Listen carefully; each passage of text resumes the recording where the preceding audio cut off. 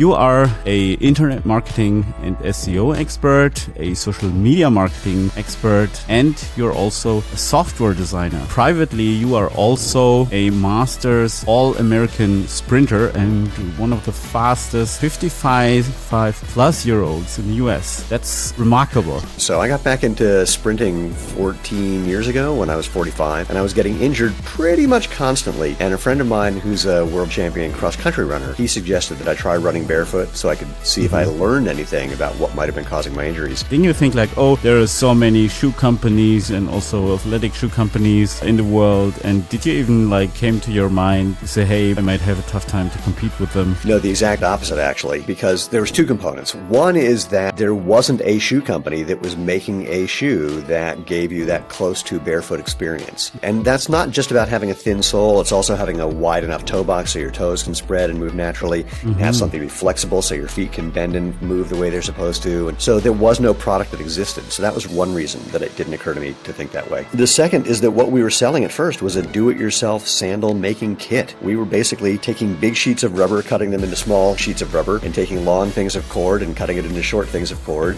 and sending that to people along with instructions on how to make a sandal based on this 10,000-year-old design idea. As a serial entrepreneur, I'm always trying to evolve. Having great conversations with other high performers is one of the best ways to grow. Not only in business, but also in spirit, health, and relationships. This is Svencast. Listen, grow, repeat. So, hello everybody. I'm here today with the co-founder and CEO of the project Xero Shoes. The company is named Feel the World Incorporated, Sashen. Stephen, welcome. Thank you. Good to be here. Thanks for coming. Thanks for taking the time. The company was founded in 2010, and it's a shoe company, and people in 97 countries are wearing your shoes. You are a internet marketing and SEO expert, a social media marketing expert, and you're also a software designer. And privately, you are also a master's all-American sprinter and one of the fastest 55-plus-year-olds in the US. That's very remarkable. Yeah, it's really depressing. Now that I'm 59, I've become an inspiration. I'm not okay with that. That's cool. So, and as far as I know, you're also interested in barefoot running. Can you explain a little bit about what that is? Well, that's basically how Xero Shoes evolved. So I got back into sprinting 14 years ago when I was 45, and I was getting injured pretty much constantly. And a friend of mine who's a world champion cross-country runner, he suggested that I try running barefoot so I could see if I learned anything about what might have been causing my injuries. And to make a longer story very short, what I learned from getting out of big padded motion-controlled shoes and feeling my feet on the ground was why I was getting injured. I basically could tell that I had a form problem that was causing my injuries. And more importantly, I naturally found a way to change that form, to change my gait. And my injuries went away. And the reason that it happened is pretty simple. When you're out of padded, motion-controlled, elevated heel, arch-supporting shoes, when you have your bare feet on the ground, doing it wrong hurts. Doing it right feels great. I mean, like fun. You can spot a barefoot runner from 100 yards away. They have this weird look on their face. I think it's called smiling. And so that was the beginning. It was just getting out of regular shoes and experiencing what human beings have been doing for thousands and thousands of years. It's typically running barefoot. But barefoot alone is a little challenging. There's places you can't get into, not without an argument. So speaking of things that humans have been doing for thousands of years, I made a pair of sandals that actually there's an archaeological dig where they found a pair of sandals from about 10,000 years ago. And the pair that I first made looked a lot like those. The gist, something to protect your foot, something to hold that protection on your foot. That's really it. And that was just a goofy hobby of mine. Now, there are a lot of people who call themselves barefoot runners who've never actually had their bare feet on the ground. And so, which I get, but it's not quite the same. And maybe we'll get into that a bit later, just what the distinction is. But suffice it to say, I just wanted that natural movement experience. I wanted to have my feet bend and move and flex and get feedback from the ground. And with the sandals that I made, just a thin bit of rubber, some cord from a local hardware store, that's what allowed me to do that. And then the short version of how that became Xero Shoes was I was making sandals for friends and friends of friends and other runners. And one day a guy said that he was writing a book on barefoot running. And if I treated this sandal making hobby like a business and had a website, he'd put me in the book. And by that point, I had built, oh my gosh, hundreds of websites. So I rushed home and I pitched this incredible opportunity to my wife, who assured me that it was a really dumb idea and that I shouldn't do it and was a waste of time. And I said, yeah, you're right. And so I waited till she went to bed before I built a website. and then it just took off from there. But she still joined you and you somehow convinced her. I didn't have to convince her. It was actually the other way around. Is what happened is once I built the website, after she kind of growled at me, at the time we were actually starting a search engine marketing business. So I said, look, this will be a good case study. And within 6 weeks, it was very clear this was going to be our full-time job. And she knows me very well. When she moved in with me, oh God, years before that, she said, I don't think it would be smart for me to get a job. I think it would be better if you just paid me to manage the things that you do. And after 2 weeks, when I started breathing again, because that idea seemed crazy to me, I realized that A, she was right, and B, she hadn't asked for enough money for doing that job. So Lena knows that I'm an idea marketing product person and she's an operations finance person. So once she saw that this sandal making kit company was going to be legit, she stepped in and said, all right, I'm taking over the operations and finance. And so I don't think we even ever had a conversation about it. I think it just became clear she was going to start doing things, and away we went. Wow, that's remarkable. So she just assumed that position and just went for it. Yeah. Well, I just remember this one thing. Like 7 months in, we had met some guys who they'd all been in the footwear business for a long time. And we met them socially through a friend of a friend. And they came to our house and sat down with us to talk about our business and what they did as consultants in the footwear industry. And it was a great conversation. They were very supportive, kind of. They said, we believe in you guys and we believe in what you're doing. This natural movement idea is the most important thing for footwear, and very few people are ever going to do it. And we would start this business with you, except that we've been in footwear so long that we're not stupid enough to try and start a shoe company. And so Lane and I, we both said, yeah, we know we're hyper optimistic. We know we're naive. That's just the only way anything ever happens. So away we go. And at the end of that meeting, Lena walks into the kitchen and with the appropriate hand gesture, like she said in Las Vegas, she goes, I'm all in. And that was really when she knew she was committed. Wow.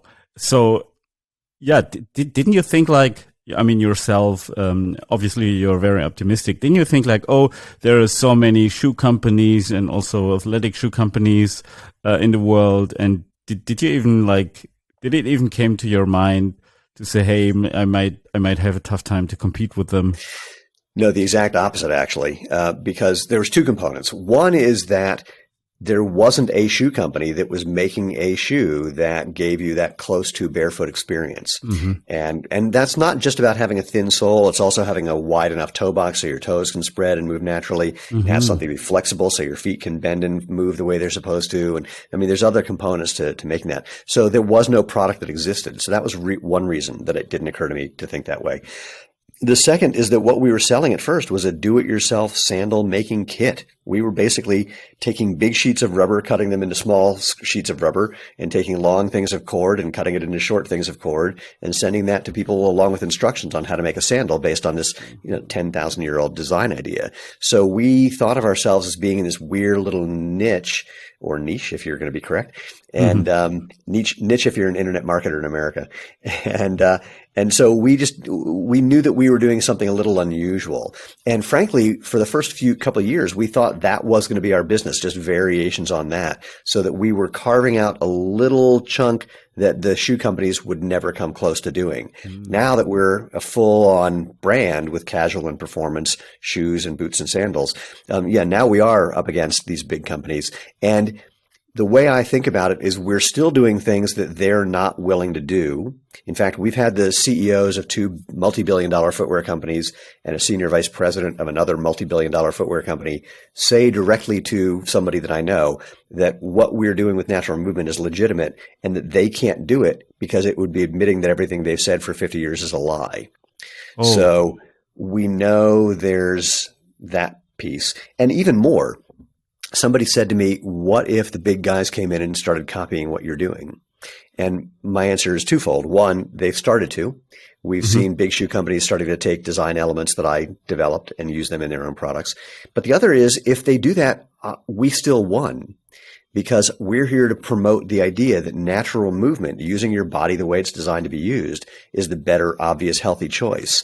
And if we can take an entire industry and get the big companies to get on board with that idea, then fundamentally we've won. And the third answer I just realized is, it doesn't matter. It's not like competition is a good thing. There's always room for somebody. There's more than one company making shoes. There's more than one company making cars and refrigerators and everything else you buy. So I don't have a problem with that idea. That's just become, maybe there's a slight pivot in the way you do your business, but I think competition is a good thing. Yeah, it's kind of what Elon Musk says about his electrical vehicles. Like, he says that he would like Tesla to be like the starting point for electric vehicle revolution, and he doesn't care if it's Tesla that will ultimately win or some other big car company or maybe other car companies. we want the customer to win. We want humans to win first and foremost. Cool. That's a very nice thing. With your project, you also went to Shark Tank, which is this interesting show. How was it to be there, and what got you there in the first place? Well, when we were about a year and a half, 2 years into the business, people that we would meet kept saying, "Oh my God, you guys should be on Shark Tank." And we didn't even know what the show was at that time. So we started watching the show. I watched all the recordings of the show from the original Dragon's Den. Well, actually, the original was in Japan. I couldn't watch that one because I don't speak Japanese. But the British version of Dragon's Den, I watched all the recorded episodes of that. I watched the recorded episodes of Dragon's Den from Canada. And Lane and I started watching the show and started thinking, yeah, we should be on that show. Like many people, they watch that show, and if they're entrepreneurs, they pretend to be in the Shark Tank. And if they're not, they pretend to be the sharks. And so we were doing the same thing. And I applied to be on the show, not knowing how the application process worked. And then somehow I found, I think, some blogs about Shark Tank, where I then understood that they started casting at a certain time of the year, and here's how they did the casting. And so I sent an email in March of 2012 trying to get on the show. We made a video a little while later and submitted the video as well. And then somewhere in May, I'm trying to get the numbers in my head. Oh yeah, I can do this. So somewhere towards the end of May, we got a phone call from the show, and I'll tell you why I remember, saying that they were interested in us and they wanted us to make a video to submit where we answered all these questions about who we were, what we were doing, why we were interested in being on Shark Tank. And the reason that I remember it was in May is that they asked us to make this video on a Thursday, and they wanted it on Monday. And it just so happened that my wife was planning a surprise 50th birthday party for me that weekend, and I had no idea. So she was panicked, and I was oblivious. So it was pretty entertaining. So we submitted. They ended up selecting us to be on the show. It was great for a lot of reasons. One is just in the preparation time from when we actually got the first call in May until we taped the show, which was in July. It gave us a lot of time to really think hard about what we wanted for the business, what we were trying to do and why, what our commitment was and how we wanted to step into that. And by that point, we had enough customer feedback that it wasn't like we were making up the ideas we came to, but they were codifying, they were solidifying. So Lena's line is, there's enough shoe companies in the world. There's no need to have another unless what you're doing changes people's lives. And we have so many emails and phone calls and testimonials and reviews from people talking about how we changed their life, either by giving them something comfortable, something that fits, or something that allowed them to do new things with their body or do old things that they haven't been able to do for a while, like run pain-free. We were creating these opportunities, not because we were doing, ironically, not because we were doing something special, again, because we were getting out of the way to let your body do what's natural. But we realized that was important to us. It was bigger than us, and we were the ones doing it. So that was one thing that was very helpful. The other was we ended up talking to bankers and venture capitalists and private equity firms and people who bought shoe companies and sold shoe companies, because we had to figure out the valuation that we were going to ask for when we got on the show. So we were getting a lot of opinions and just starting to hear what people thought of us in the industry already. And that was super, super helpful to find out that as a goofy little company that was run out of the corner of on the floor of a corner of a spare bedroom in our house, people already knew who we were. And they were paying attention to us when we were a tiny little company, which I thought was really fascinating. And it just, the whole process really gave us a lot of insight and vision about what we were doing. So that was going into the show. Being on the show was a blast. Well, I say that now because I like high pressure situations like that. I find them very entertaining. It was also crazy. I mean, if you've watched the show, it looks like there's a conversation going on. Yeah. But that's not what happens at all. Like one of the sharks asks you 5 questions, and while you're answering number 3, another shark asks you 10 questions. And if you don't switch to them, they get mad. And if you do switch to them, the first one gets mad. And most of the time, they're not paying attention to you. They're trying to come up with a zingy one-liner that's going to get them on television and establish their brand. So there's these weird conflicting things going on. You're also, there's a subtle little thing. You're unusually far away from them. So it's this strange distance where you don't quite feel connected, which does weird things to your head. And then the weirdest thing, of course, is that if you, like us, have been watching the show, you see these people that you've been watching on TV in your home. Yeah. And so it feels like you know them. And it became very clear to us very quickly. They don't know us. We don't know them. If we act like we know them and get too friendly, we will either say something insulting by accident, or we'll just say something that we would say to a friend that we would never say to a potential investor. Yeah. And similarly, the producers wanted me to tell this one particular joke about our business. It's just a story that's kind of funny. And I said, okay. And I told it, but nobody was paying attention at that time. They were all making notes about our valuation and what they were going to do. And then I told it, and then Cuban kind of goes, wait, what'd you just say? And I say it again, and he chuckles because he's listening, but no one else laughs. And I'm thinking, okay, don't try to be funny, because the way they could edit this is that I say the funny thing and then they cut to the sharks just going, huh? So it was a weird situation. And then again, their whole goal as sharks is to try to be able to go, gotcha, to give you some question that stumps you, something where you do something dumb.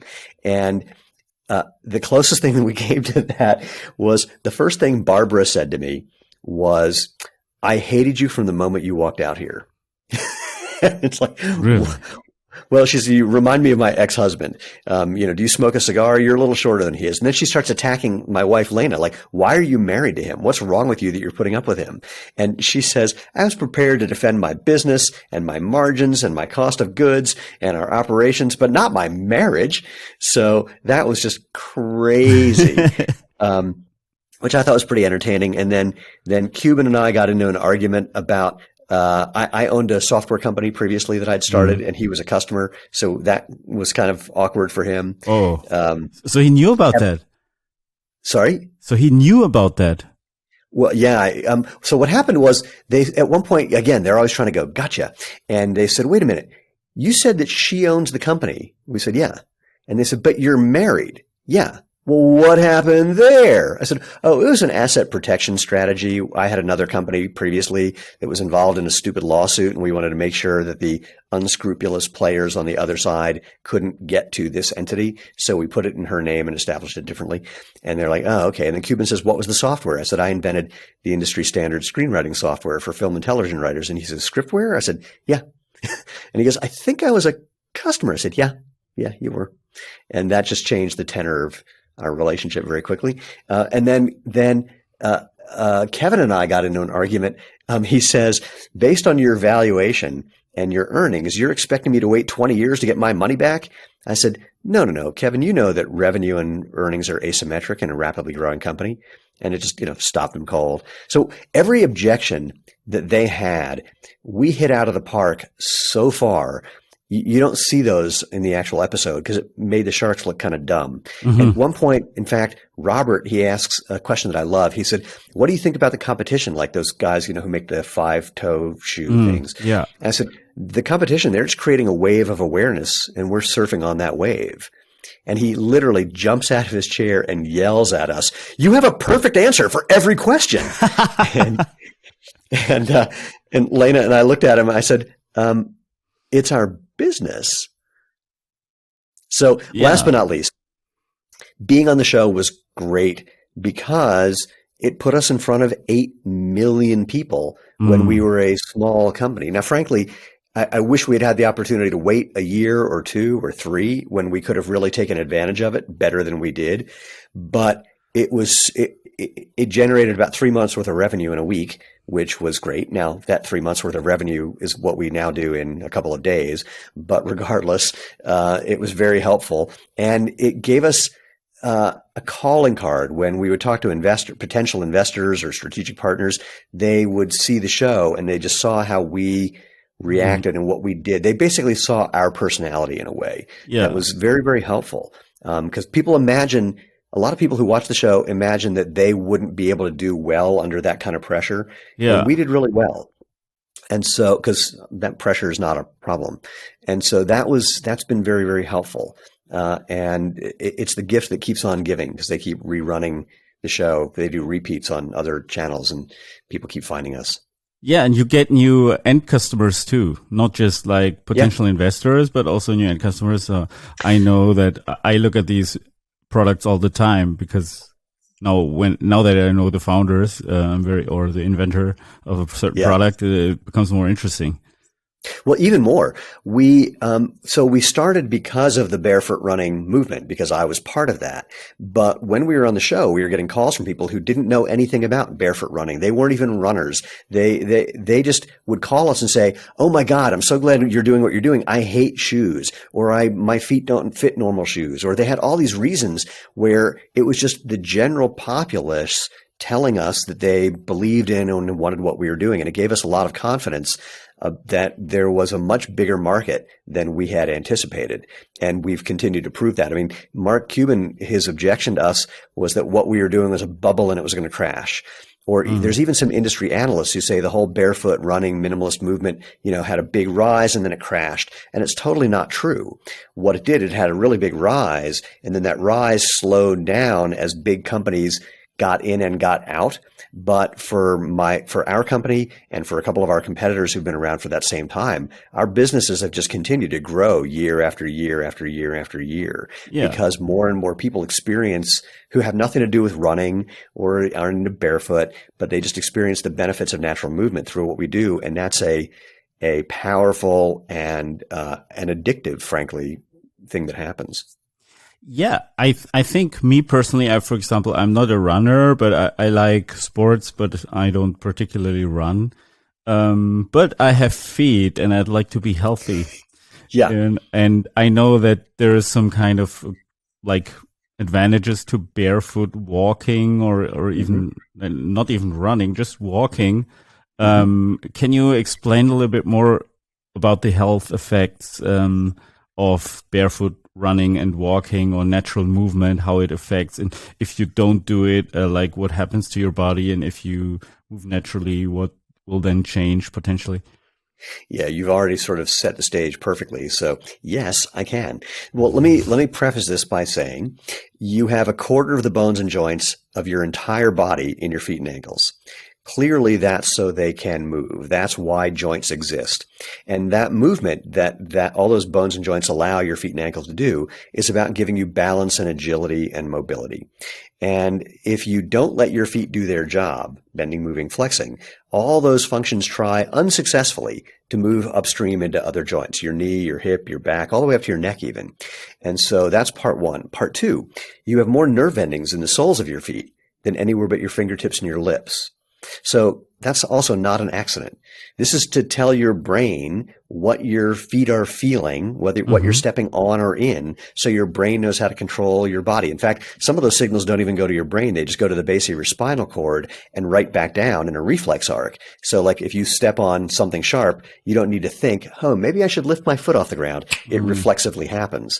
So your feet are they're a miracle. And the simplest thing I can say is, it's a case of use it or lose it. We all know this. There's research behind natural movement that I call the stupidest research ever done, because we have to do research to prove things like using your body is better than not using your body.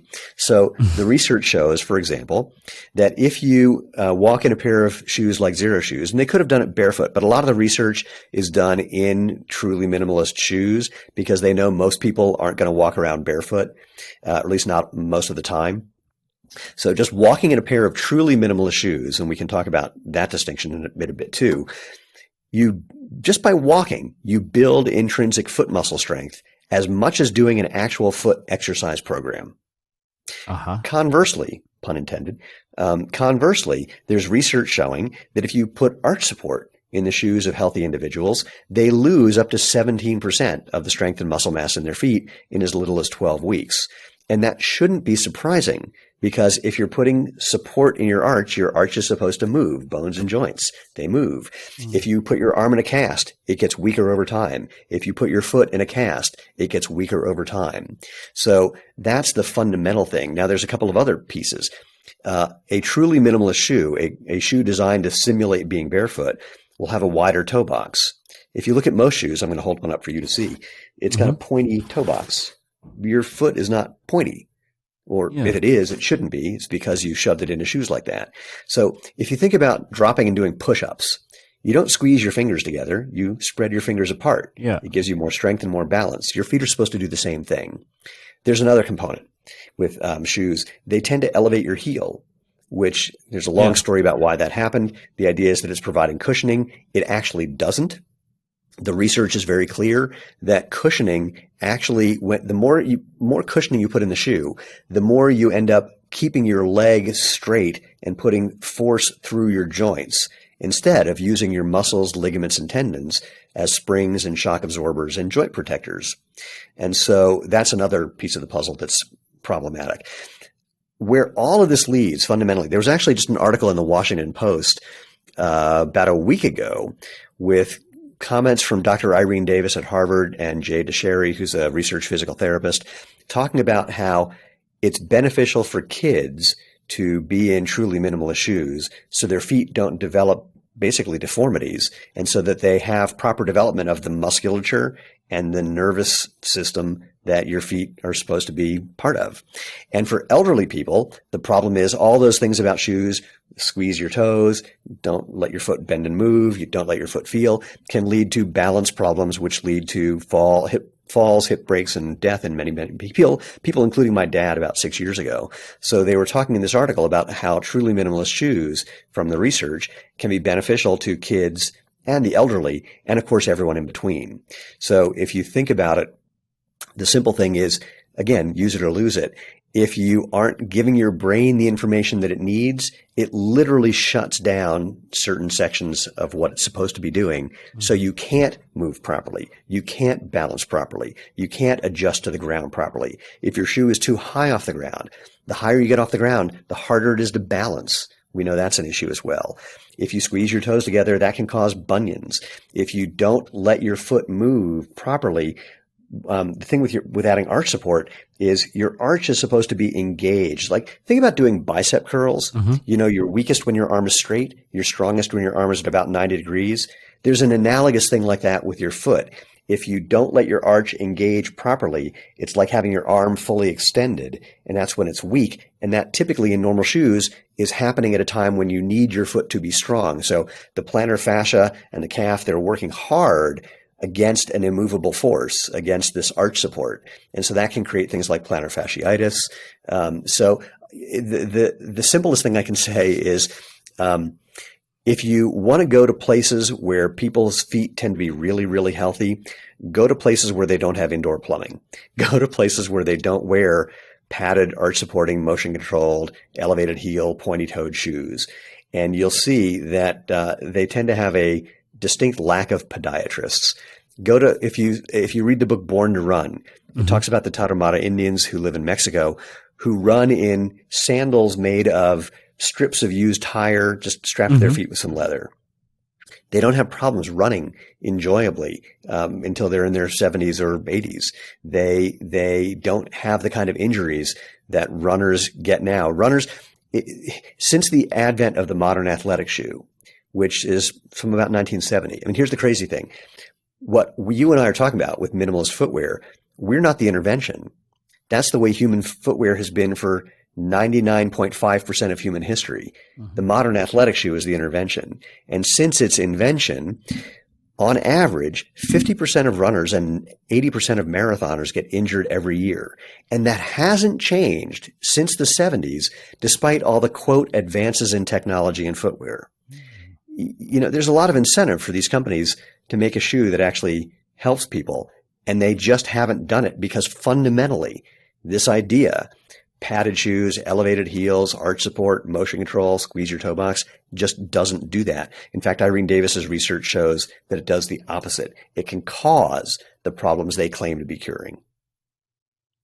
This is very interesting. It's actually one of the examples where humans try to interfere with nature and try to optimize things, and that can fuck more things up. Backfire. That can totally backfire. For example, I do Muay Thai, not because I like it so much. I like Western boxing much more, but I want to use like all my systems so that my brain doesn't shut down. Like it's barefoot and I have to balance a lot. And yeah. Have you thought about BJJ? Yeah, that's like, I like punching and kicking more than grappling. Got it. Well, what made me think of it is the thing. I mean, Muay Thai I love, but what's so interesting to me about Brazilian Jiu-Jitsu is it's. I'm going to say Muay Thai is like two-dimensional chess, and BJJ is like three-dimensional chess. Yeah, and I find it just intellectually fascinating. It's just an incredible problem. But I totally get your point about the difference between grappling versus actual punching and kicking. I mean, yeah, I was in an MMA class, and doing MMA, I was doing boxing, Thai and kickboxing, and luta livre, which is kind of like BJJ. But that was just too much for me. I was like, okay, I'm an entrepreneur. I cannot do all that. And on top of that, it's a lot of work, and you're supposed to also do fitness training and endurance training and mobility training, etc., and stretching and whatnot. That was just too much for me because like my main job is to run my company and not be be an athlete. But I get your point. I mean, I think from a self-defense perspective, BJJ is way more powerful than any boxing or anything. Yeah. Like, because if you close the distance, then then it's done. It's I don't know how long you've been involved or following MMA. I find it fascinating how that's evolved, where it started out as Ultimate Fighting Championship. Let's just put different arts against each other. And then there's just been these waves of, which particular style has taken precedent. So it was BJJ for a while. It was boxing for a while. I mean, it's just, it's been fascinating how that's evolved for people to accomplish this goal of just dominating in the ring. Yeah. I mean, initially it was like different styles are competing against each other, and it was kind of interesting. They had an Aikido guy against a sumo wrestler. I mean, they had some crazy things they were doing. Yeah, totally. That was very interesting to see. But now all of a sudden, for me, it looks like just one style. Like everything's so polished and so optimized. Yeah. It's just one style, and it's, of course, and it's very BJJ heavy. Yeah, it is. I just thought of a funny analogy. Internet marketing is the same way. Yeah. I mean, I've been an internet marketer for a long time, and there's these waves of things that come and go about the thing that, how internet marketers teach people to become internet marketers, like what's the thing they're teaching. And there's just these waves of what becomes more and less popular, which is kind of comical. But it's also, it's interesting, but it's also comical because by the time people start teaching it, it's already on the way out because they're teaching it since they've been watching their income drop. And now they found a way to make money by teaching what they no longer do. Yeah, it's interesting. And what I find fascinating is like those layers that you have, like, okay, you have internet marketers and you have these sales letters and these direct marketing things. And then you have influencers and YouTubers also kind of doing marketing, but they're not pitching anymore really, but they're more Kind of, yeah. they're more like about content marketing. So they're more about creating a following, a cult following, so that where they would just recommend something or show something into the camera, hold something to the camera, and then people would just buy it. And Oh, wait, no, let's get even crazier. I know our chief product officer, his daughter and son-in-law are professional gamers. Now, when did that become a thing? It's like no one ever predicted that. And here's the crazy thing for them. They get paid huge amounts of endorsement money from companies to wear their product or use their the headphones or whatever it is. And I say, to the companies that are paying you these extraordinary amounts of money, do they pay attention to the return on their investment? And they both said, no, they don't care. They just know that we have millions of people who watch us do what we do, and that's all they care about. And I mean, that's an amazing / insane situation that you can get paid tens of millions of dollars because you've made yourself famous in this very particular way that wasn't even possible just a few years ago. yes, and you can even become a superstar, super highly paid fighter. If you look at the Paul brothers. This is although I think you might argue or agree with me that you need to put the word fighter in quotes. Yeah, of course. Yeah. It's entrefitement or something. It's like exactly. So they're choosing boxing as like the niche they're competing in against another non-boxer. Right. And that's become a thing. Yeah. I mean, it's incredible. Yeah, and people are actually paying for that. Yeah, I cannot understand it. It's it's the internet version of cockfighting or dogfighting. I mean, it's really it's just it's the Roman Colosseum. I mean, people like a spectacle, and so you take famous people, and one of them could end up getting their face punched in. Who wouldn't want to see that? Yeah, and it's way more fun to see that with YouTube stars than with actual athletes. It's funny. I think you're right, because what actual athletes do is so amazing and often subtle that unless you really understand the sport, you don't get it. But when you see amateurs, it's also big and flailing and crazy that you don't need to know anything other than, wow, that's nuts. The first time I met a professional boxer, and he did something to me that I will never forget. He was, I was a gymnast when I was younger. This was my coach's ex-wife's husband. I don't know why that was important, but there you go. Anyway, he puts a nickel. He comes to a gymnastics practice. He puts a nickel on our head and he goes, I'm going to grab that nickel. You just try to stop me. It's like, what? That's ridiculous. He goes, yeah, I'm just going to grab the nickel. You try to stop me. And he would just grab the nickel and you had no ability to stop him. And now that seems crazy because you watch boxing and you think, why didn't someone just dodge that punch? I saw it coming. I'm watching on TV. Yeah. But the reality is what boxers have learned to do is not telegraph what they're doing in advance. Yeah.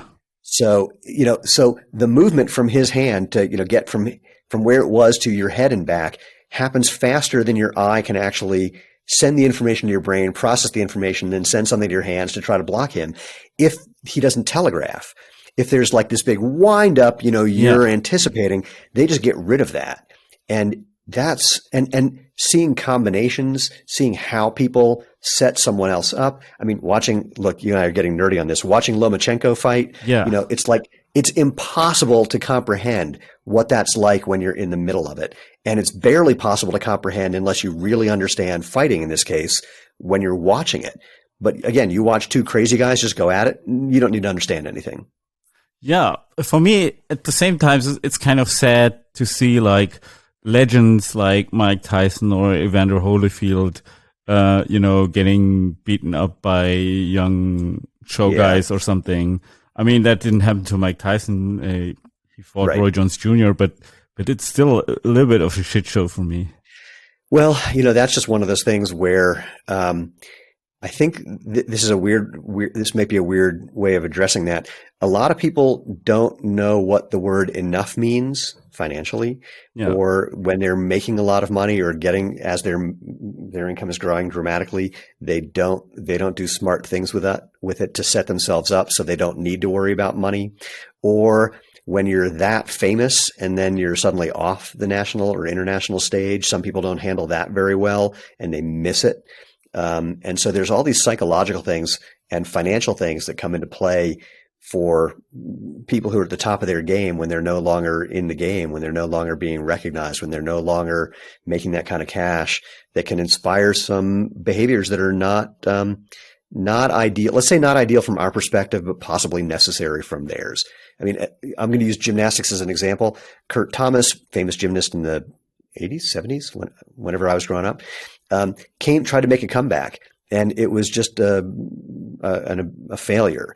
And people were going, "Why did he do that?" And I go, "I know why he did it. Because A, he was super famous and now was losing that, and B, doing high level gymnastics feels really good. It's super, super fun. And to start to feel when you're losing that and not going to be able to do that, and you're not famous anymore, you want to get that one last hurrah. You want to see if you can pull it off. If that was your entire life, what are you going to do if you don't have a backup plan? It's tough, and people don't get it.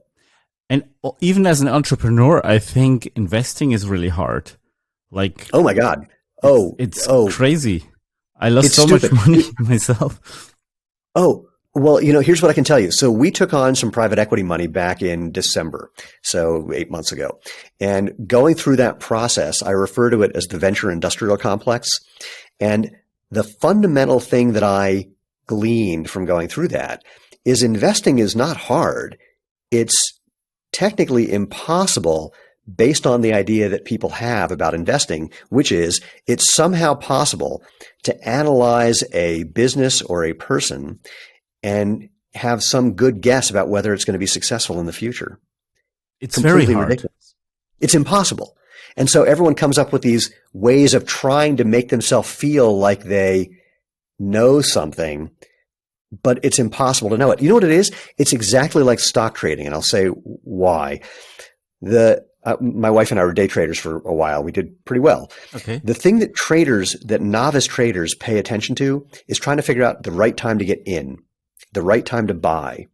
But the only way you make money in a stock trade is when you sell. And very few times do people have any plan for how to get out of a trade or how to manage their risk the moment they get in. George Soros, I think, once said that the reason he made so much money is the moment he got into a trade, all he would do was look for reasons to prove that he was wrong for doing that. He was always looking for the exit, not looking for, maximizing the value of things. And same thing with investors is everyone's looking at the entry. They're all trying to figure out, is this the right company, the right time? But the important thing is the exit. So interestingly, this is the difference between investing in Shark Tank. On Shark Tank, they're never looking to buy based or invest based on growth. They're only looking to make money on their entry. They're looking to know that if they invest in this company today and they sell it 5 minutes later, they can still make money. And that's a whole different game than if you're actually trying to invest in a company that you hope grows and turns into something. But it's here's another weird Shark Tank analogy. The contract that you sign to be on Shark Tank is very, very long. And there's all these clauses in there. We found this one clause where we have to indemnify them. We promise that we won't sue them if we die on set. And Lena says, What could happen? What could happen that we would die on the set of the show? They said, no, you don't understand. We built this contract for all the previous shows that our production company has been involved in, and we always add new things, but we never take anything out. So that you could die thing came from the show Survivor, and we just kept it in. And so they've just built in new rules based on things they discover for each new show. Well, a contract with a private equity company or a venture capitalist is very much the same way. They've clearly built in rules, they've built in clauses, they've built in things that protect them based on the way they've gotten screwed in the past. Yeah. And which raises another interesting point, that people like you and me, entrepreneurs, people who start and run businesses, if you read these contracts, something becomes very, very clear. Most people on this side of the equation, most people who start and run businesses, are lying sacks of crap. They do things that are not designed to protect or run the business cleanly. They'll mix their personal life and their business life financially. Yeah. They'll keep two sets of books. They'll lie about, things not going right. They'll overstate things that are going right. They do all these things for various reasons. We don't even have to get into that. When you then bring in someone who's going to invest in your company, become clear and detrimental to not only the success of the investment, but frankly, the success of the business itself. And because, look, I'll speak for myself. As my entrepreneurial mindset, I'm very optimistic. I understand realism as well, and I'm very optimistic. If I didn't have the realism component, then my optimism could lead me to making very dumb decisions and not being forthright with people if I felt like if it would make me look bad, for example. If we have a bad month and I thought we were going to have a good month and I'm not willing to say, yep, screwed it up, then that would lead me to possibly trying to hide some information. And once you start doing that, it becomes a vicious cycle, snowball. Once you start lying, once you start hiding things, it's really, really hard to get out of that because you'll start justifying it. So anyway, the investing world is trying to do something impossible, predict the future, around people who are trying to do something impossible, predict the future. Yeah, and they might have different interests, like them. Oh, totally. Yeah, it's a question that it's a question that we asked our investing partners often and in many different ways, because we had no intention of working with someone who didn't see our business the same way we saw it and our goals the same way we saw it, and who didn't understand that we actually know what we're doing. We had talked to a number of private equity companies who said, well, you're going to have to work with our marketing team. I said, all right, well, since I've been an internet marketer since 1992, I want to meet your team. And I met their team. This happened repeatedly. Mm-hmm. And I said, yeah, we're not going to be able to work together. They're like, why not? Well, because my team is smarter than your team, and your team isn't smart enough to know that. Uh-huh. And they want to do things in a particular way that I guarantee if they're working now, will stop working in a few months, because that's how internet marketing works. Things come and go about what's effective. And they don't know it. They haven't been doing this long enough. They haven't seen those waves. So it's finding the simple thing is, we know many people who've taken private equity money where the number one goal for private equity is to protect their investors' money. That's their number one goal. Now, some companies do that at the expense, or some private equity firms do that at the expense of the company they invested in. Yeah. Some companies do that by trying to work with the companies and help them become more successful. But there are very, very few of those. Most people, when push comes to shove, they're going to look out for their own, not for you, the entrepreneur. We feel really, really lucky. The firm we're working with, they look out for the companies, and they're helping us grow, and they're not getting in our way. They are quite the opposite. And now, admittedly, I've said this to their face. I said, you guys got a great deal. We didn't get the deal that we were hoping to get. You got a great deal.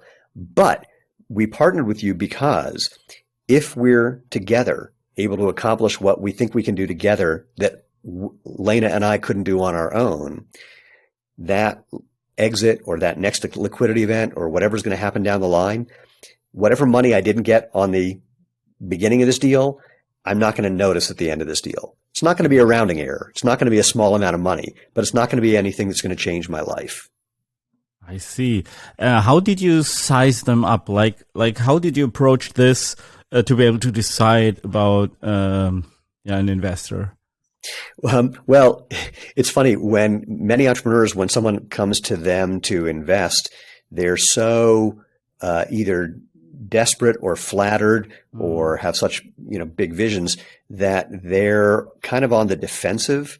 And we had the opposite approach. we interviewed them. I mean, we're giving them an opportunity. Yes, it's going to help us, but we're giving them the chance to invest in us. So we interviewed them like crazy. We did all the vetting and due diligence that we could. We talked to everyone who was going to be involved in the deal, everyone that we were going to be dealing with after the deal closed. So they have an e-com advisor manager. I spent a lot of time talking to him. They have an HR person whose whole job is to help you recruit the kind of people you need to get to the next stage of your business development. We spent a lot of time talking to her. We talked to one of their advisors is someone who had been the CEO of $1 billion plus footwear brand. So he knew our industry. I spent a lot of time talking to him and vice versa. And then we also interviewed many of their portfolio companies. And that was actually, and in fact, one of the people who was running this new fund from this company, we interviewed her a lot about why she was working with this company. We interviewed the guy who owns the firm, this billionaire guy. We interviewed him like we were having him apply for a job. And again, we talked to their portfolio companies who all said the same thing. Much to their surprise, this group wants to build companies.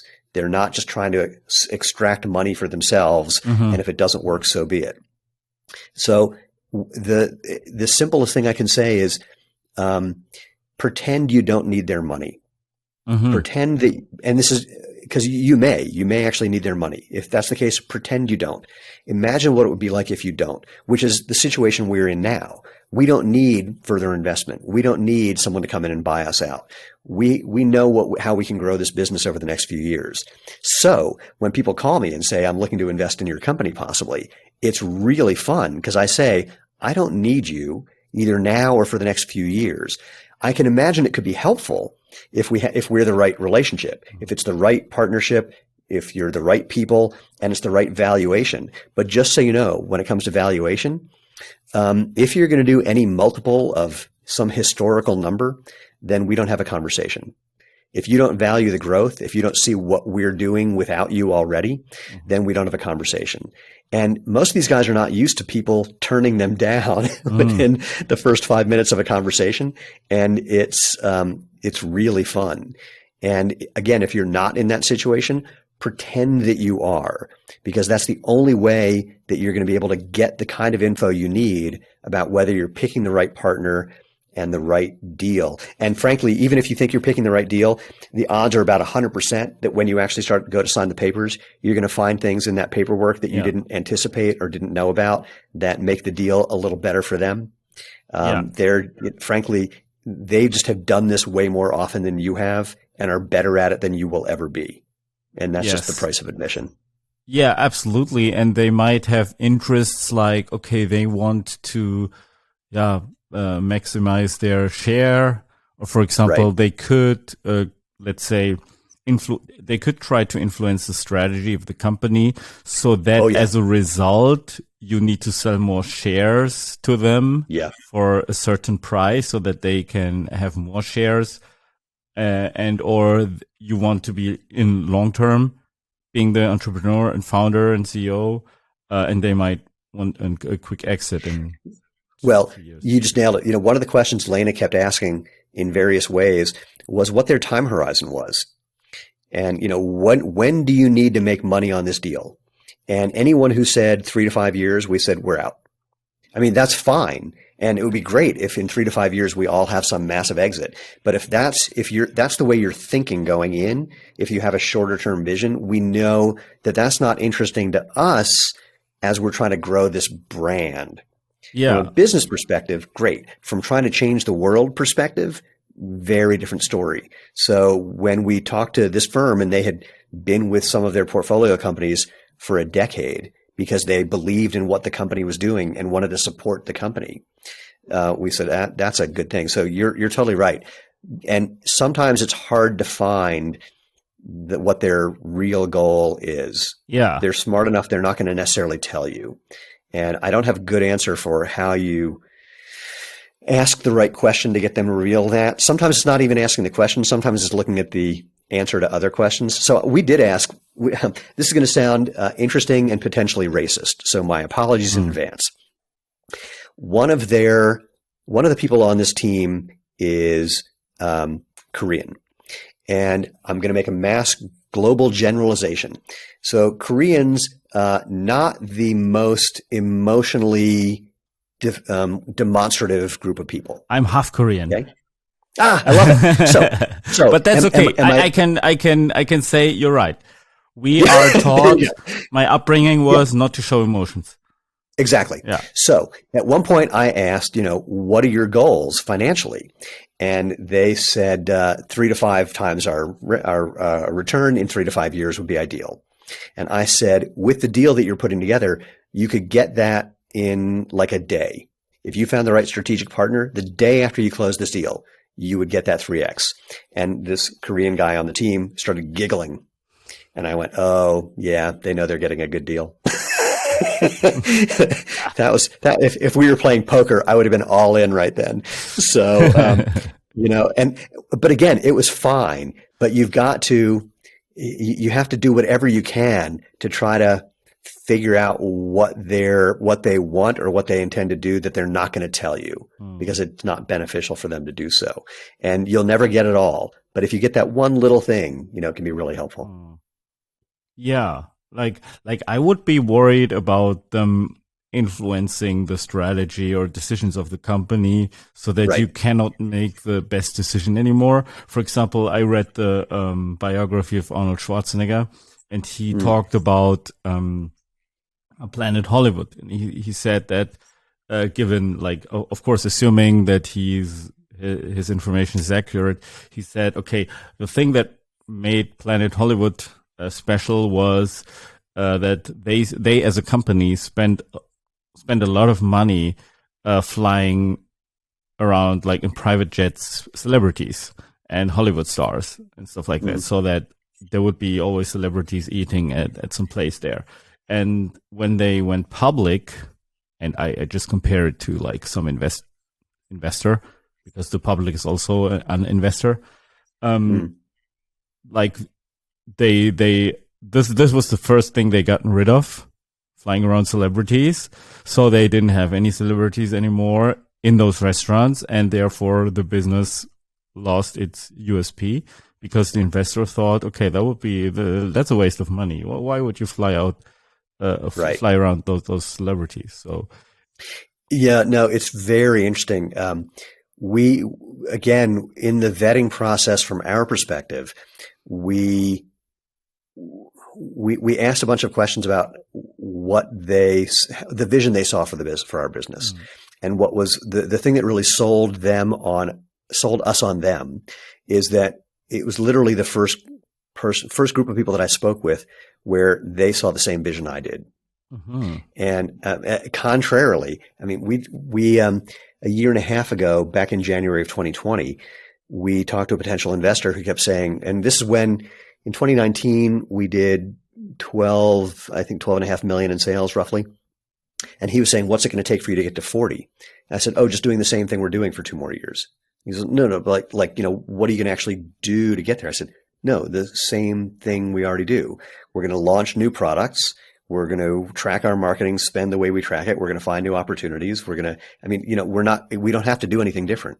We know the metrics that we have. We know our lifetime customer value. We know what it takes to bring more of them in, and therefore, we just knew it all. It's like all we have to do is the same thing we're currently doing. And he just didn't believe us. And all I can say is I'm looking forward to calling him at the end of this year and going, told you. And he would still let you do that. Well, we were friendly enough that I think he'll pick up the phone and let me say hi. And then I'll say, I want to let you know, I'm rubbing this in your nose in this, that what I told you I was going to do is what I did. And, FYI. And yes. I think he will take it given how much he and I actually got along, he'll take it the right way, which is I'm simultaneously doing it kind of joking, friendly, but also letting him know, hey dude, you screwed up. This is cool. Yeah. So the thing is, like, I think an investor can be great leverage. But at the same time, like sometimes even with a lot of money, you cannot really accelerate things like if No. I had 100 million additional, It doesn't change anything. it doesn't really change anything because I cannot hire as fast. And if I hire new people, I also need to integrate them and onboard them and have getting them functional. This is my favorite thing when I get approached by digital marketing agencies and they say, you know, we're the fastest growing digital marketing agency in whatever area they decide to use. And I go, oh, then I definitely can't work with you. They're like, what? I go, well, if you're growing that fast, there's only a small amount of real serious talent in the marketing world. Yeah. And if you're growing that fast, you're bringing in a lot of people who don't have that talent. And you're definitely going to assign me to one of those people. So there's no way. And they're very confused by that. But yeah, it's not just about more money. You can't, people think, for advertising, all you do is turn up the volume, spend more money. It's like, no. You know, it doesn't work that way. There's nothing that good where you can just spend an infinite amount and make an infinite amount. I say to people all the time when they're looking for money from me for something, they say, what's your budget? I go, well, it's simultaneously zero and infinity. Mm-hmm. I want to spend as little as I can, as quickly as I can to find out if this is going to work. And if it doesn't, I don't like losing money. So I want to lose an amount I'm comfortable losing. And if it works, I'm going to keep spending more money till we hit diminishing returns or until it stops working. You basically have to trade a system on your system. You have to be able to watch and know if what you're trying to do now is broken. You have to, you know, if you were spending money on MySpace, you need to know when MySpace was dying so that you could not spend money there. And so many people don't think of that kind of derivative level of tracking what you're doing and tracking the tracking to know if you need to change something. Yeah, absolutely. And it's also like when hiring people, I'm always irritated because I do a lot of job interviews and sizing people up also from the marketing department. I'm like, some people would brag about how much budget they spend. Like, oh, I spent 20, 30 million per year on the, and they're so proud of it. And I'm like, when I listen to this, just this information is for me like, why are they so proud of it? You know, like, because we're doing well. We have some money behind us, but we're still fundamentally not only frugal, but I'm so ROI focused. That's, you know, people say, what are your KPIs? I go, return on investment. What else would there be? Yeah. I mean, how many shoes are we selling and are we making money? That's all that matters fundamentally, because otherwise we can't keep the lights on. Yeah. I mean, the number one job is being able to have enough money to pay everyone and buy enough inventory to handle the growth that we're experiencing. That's it. In fact, you might find this entertaining. We've gotten big enough that there are black hat internet guys who are now using us to rip off other people. Really? So, yeah. So they're building fake websites to steal credit card data. They're stealing our copyrighted content. They're stealing our trademarks. They're doing a thing called triangulation fraud. Do you know about this one? No. Triangulation fraud. This one's pure evil. And I'm happy to talk about it because I want people to be on the lookout for it. Mm-hmm. So somebody makes a listing on eBay, for example, selling our products at half price. Oh. The buyer gives them money. Then the person who just took their money comes to our website and uses a stolen credit card to buy the product on behalf of the eBay buyer. So from the eBay buyer's perspective, they just bought the product directly from us at half price. Mm. What happens to us is we get hit with the chargeback once once the stolen credit card person realizes their card's been stolen. Mm-hmm. So it costs us money. So there are now a number of different ways that people are trying to use us to make money illegally. So I now have to spend money on various kinds of, let's refer to them as insurance policies or very sophisticated software to try and track down what these people are doing to then take them down, to be able to stop them. It's the first time I've had to spend serious money as a marketer on something that doesn't deliver a positive return on my investment. Mm. It's insurance. I find it intellectually repulsive. Yeah, but at the same time, I find it somewhat strangely reaffirming because we've gotten big enough, we have enough traffic that people are starting to do this. So it's sort of a perverse enjoyment, but it's also a real pain in the ass. I mean, we've spent tens of thousands of dollars taking some of these guys down, and it's it's a waste. It feels like a waste of my time. This is crazy. Why do they even bother with the second part, which is it's easier. It's easier. It's easier? It's easier than it's easier than having an actual business. They do the second part for two reasons. On the triangulation fraud, one is so that way they can keep their eBay account open and they can keep doing this with other brands. Mm-hmm. I've just identified on a number of platforms, not just eBay, on oh gosh, what are they called? Lazada and Shopee and a number of these other marketplaces. This is rampant. This is happening all over the place. It's the number one thing that these shopping marketplaces don't want to talk about is what their fraud rate is. Because if they revealed it, nobody would ever use them again. So the scammers are trying to stay under the radar by doing, again, from the buyer's perspective on eBay, it looked like they just got a great deal on the product. And then the person whose credit card was stolen, they will never be able to track that back to the eBay seller, quote unquote seller, in a way that's going to stop them. And then they've just also tested, because what we saw on our side is they would test credit cards until they found one that worked. So this is another thing that's happening on sort of the dark side of things in the dark web, where people are getting stolen credit cards and someone needs to prove which ones you can take advantage of temporarily. So there's a whole, I mean, when you really start getting into what they're doing, I'm going to say this in the weirdest possible way. It's completely brilliant. It's pure evil. But like we have some affiliates who've been violating our affiliate terms of service by pretending to be an official Xero Shoes something. Complete violation of the terms of service. I've known this was going on for years. I couldn't figure out how, because they were hiding their tracks really well, frankly, in the same way that I would have hidden my tracks if I was a black hat internet marketer. But now there are tools that can identify what they're doing. And so we're going after them. And it's, again, the amount of effort that they've gone into to do this, this is going to sound weird. It's kind of like SEO, because if you're going to be on the black hat side of SEO, it's a game of cat and mouse. You're just trying to stay one step ahead of the Google algorithm. And they're doing the same thing on the affiliate side, for example. It's frankly for certain kinds of people who don't mind having to reinvent their business model every couple of months, or, just move on to the next thing every couple of weeks. It's a way of making a lot of money. I mean, look, being a thief has always been a way of making money. Yes. Now there's just new ways of doing it. Yes, they see it as some kind of profession, just like any other profession. Yeah.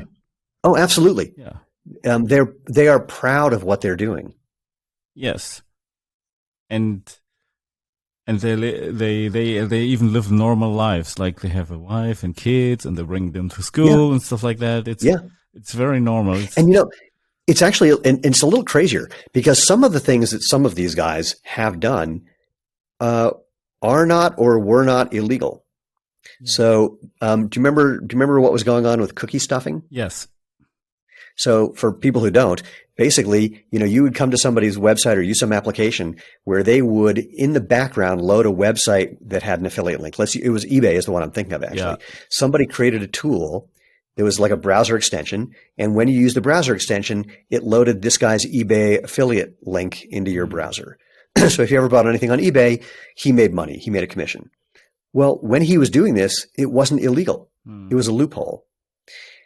What was interesting is when eBay figured out what he was doing, they then changed their terms of service and then sued him and got him put in jail. So it was fascinating. It's like, ooh, oh, wow. You could have just told him, hey, we found out what you're doing and we're going to shut this down. But instead, they changed the law so they could then enforce a law that didn't exist when he was doing what he was doing, basically to make a statement and put him in jail as a statement. It's like, we're not going to tolerate this, and here's what happens if you do it. They needed a scapegoat, basically. So there's a lot of things that you can do that are totally legal that frankly shouldn't be. And someday they might become illegal and someone's going to end up in jail and other people are going to get a warning like, oh, I'm not supposed to do that anymore. It's just crazy how these relationships work with advertisers and black hat marketers. And yeah, it's like you said with those private equity companies who create like longer and longer contracts to cover each and every case that they've ever encountered. It's kind of like the same with platforms like that. And yeah, look, I have to come clean about this. I'm using a computer that I got for free by finding a loophole in a system from a massive multiplayer trivia game where I was winning on once this thing started, I was winning on a relatively regular basis because I'm a relatively smart guy. But then I realized there was two rules within the game that I hadn't exploited. One was that you could, which are the two? One was that you could place a bet on whether you were going to win the game. Mm-hmm. So to enter the game, you had to basically use credits. You had to pay for credits, use the credits to play the game. Those credits could be converted to money at some point or into product. Yeah. So at a certain point, you could bet on whether you're going to win. And if you, in fact, won, you'd get a multiple of what you bet. So I would bet 20 credits or 50 credits and get 20 or 50 times back if I won. So I could win the game and get 2,000 credits back if I won. Mm-hmm. Well, there was another rule where you could bribe the other players to leave the game. Oh, really? And so when it got down to like 5 guys, most people would try to bribe with, I'll give you a credit. I'll give you 2 credits. I'll give you 100 credits if you leave the game. This is real money. Yeah. And they're like, 100 credits? I'm out. So I would have already bet that if I win, I'm going to get 2,000. Then I just gave away 500. Yeah. And I netted 1,500. So over the course of a weekend, I made $10,000. By bribing people to leave, knowing that if I won, here's what I would make. And ended up, I bought, this computer. I bought an iPad for my wife. I got 10 grand worth of stuff in a weekend. Here's the kicker. I then started losing more often. Yeah. And I was losing to people in Serbia. And I'm thinking, how do people in Serbia know more about United States 80s television than I do? That seems impossible. Well, they had done one better than me. They didn't even speak English. Mm-hmm. They figured out there was one other rule that was interesting. It was you could spend a credit and have 2 of the wrong answers for any question removed. Well, they were playing as a team. They had like 5 guys all on Skype playing at the same time. And they'd each bet or spend that 1 credit to find out which answers weren't real. And they would triangulate and find the correct answer. And they didn't even know what the question meant. They couldn't read English. And so they just figured out an even better loophole. And I went, oh, that's, again, pure evil, totally brilliant. I would have never gone that far. That seems, that's a scam. I was just taking advantage of some rules. That was a scam. There's a very fine line between what I did and what they did. Yeah, it's kind of like day trading without any fundamental data. It's just like, following graphics. Right? Oh, it's actually, in a way, it's actually more, it's a little more like something that a guy that I know who made $500 million on Wall Street, someone I went to college with. When I saw him at my 30th college reunion, I grilled him on what he had been doing. Because I was just really curious, having been a trader. And he finally confessed after he had had a couple of drinks. For a while, we knew how the Nikkei Stock Exchange was going to open about a half an hour before it opened. And we were able to trade with no cost. So it was really like that. They basically kind of knew how, the guys playing the massive multiplayer game, they kind of knew how it was going to open. Mm-hmm. They knew what the end result was going to be before they walked into the game, and they could basically trade for free. This guy, this guy's firm, they made money because they could front run an entire national index. Wow. That's amazing. You have great friends, man. I don't know about great. That was fascinating. My bigger thought was, that's kind of the fact that things like that are possible is really problematic for society at large. You cannot fix each and every loophole. There will be always loopholes here and there. There's right? always one. There's always one. But some loopholes are loopier than others. Yeah, absolutely.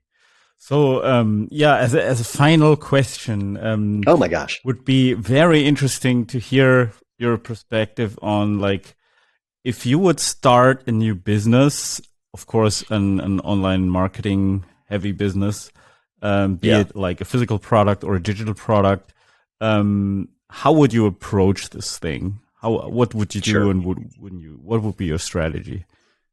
Well, first, if at all possible, I would aim for a digital product if I could, just because it gives you more flexibility in many, many ways.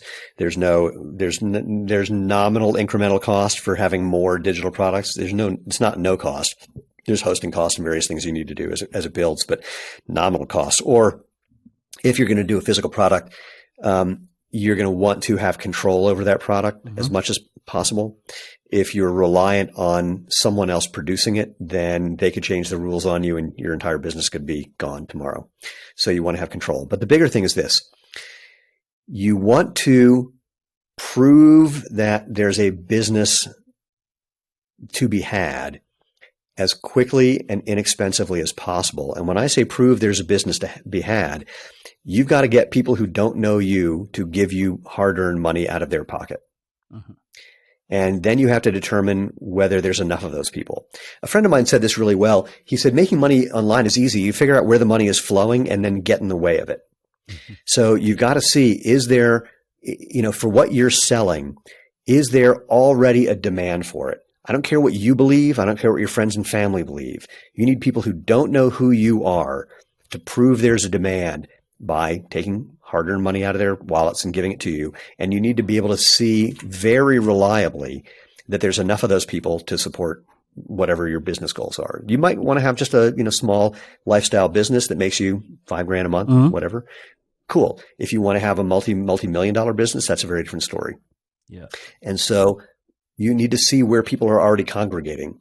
You need to see what they're already complaining about. You need to see what they're saying they already want. You need to see what their complaints are about your potential competitors. If you don't have competitors, do not go into that business. Don't think that it's blue sky because there's no one else doing it. That usually means there's no one else doing it because nobody wants it. Sometimes that's not true. Everything I'm going to say, there's always going to be counterexamples. But that one, it's very, very, most products are a variation or an extension of something that already exists. If it's something, brand new, then that's a tough road to hoe. Look, the business that I'm in, as an example, really problematic. Yeah. Because while there is a big market, there were people that had problems that they were expressing, desires they were expressing that I knew we were filling. We're up against 50 years of propaganda from big shoe companies who've told you need arch support, motion control, padded heels, elevated, all these things. People believe this now, and we're telling the opposite story. That's a tough road to hoe. So fundamentally, you want to, I'll give a weird example. Back in the pre-internet days, the way people would do this is they would write the sales letter and put it in a magazine. They'd pay for an ad and collect people's money, but not cash the checks. So that way they could determine, is the ad going to work? Is the product for real? I mean, they could get a feel for what was happening with basically no risk. You can do the same kind of thing now. You can put up a landing page and run AdWords ads and see who responds to the landing page. See how many people opt in. See how many people get to the checkout page and don't take their money. Just like don't even have an opportunity to take their money, but just see how many people get to the checkout page, or create a checkout page that doesn't actually take credit card data. And, it says there's an error. We didn't charge your card. I mean, there's lots of ways of testing things quickly and inexpensively, because there's one thing I can say about entrepreneurs. We often are in love with our ideas in ways that are not appropriate at all, that are not in any way connected to reality. You need to try to prove yourself wrong fundamentally. We were lucky with what we did in that I put the website up for Xero Shoes as just a goofy little hobby, something. It took me, a couple hours to build the site. I put it up and we thought maybe this will be a car payment, but we saw the day we launched the site, the first product we sold was in winter, a pair of sandals to somebody in Minnesota. And we said, if somebody in Minnesota, where it's already the dead of winter, is going to buy a pair of sandals, something's going on here. Yeah. We saw that when we walked down the street and wearing our sandals, when packs of teenage girls would run up to us and go, "Oh my God, where do you get those?" We knew, that was market research. But the bigger thing is that what I did, and this is another thing I'd recommend, is figure out how much value you can offer for free to see how people respond. Find where, there's Facebook groups or blogs where people are engaging in a conversation about what you do, and get in the conversation. I don't mean try to sell. I mean, be part of the conversation by offering something of value for free and see how people respond to that. And, if you don't get an overwhelming response, and again, it's really hard to not kill your children when you need to kill your children. But if you don't get the overwhelming response, then move on or find a way to reduce your risk as humanly possible. Here's, I guess, sorry, I'm rambling, I know, but I guess the way I could sum it up is I never care about what I could possibly earn. I only care about the risk. I only care about what I could lose. And I want to test as quickly as possible to see if something's going to lose money or not. And I work on the assumption that everything I'm going to do will probably lose money. Not that I'm thinking it's going to, but that's the fundamental assumption, is it's not going to work. And can I survive it not working while I'm finding the things that do? Interesting. Yeah, that's a great approach. Thank you so much. It's like it's putting a lot of things into perspective, especially for founders who are so in love with their own idea. And like a lot of people are lacking critical thinking. It's also solving some positioning problems, because once you create like a test or a landing page, then somehow you have to have a positioning, because you have to offer something specifically. Yeah. I mean, a version of this, people ask me for advice about, being an entrepreneur. I go, the best advice I could give you is get a government job with a pension. And they're like, what? I go, well, my point is, I know people who are retiring from their government jobs with pensions, and they're having fine lives where they really don't have to worry about money. Yeah.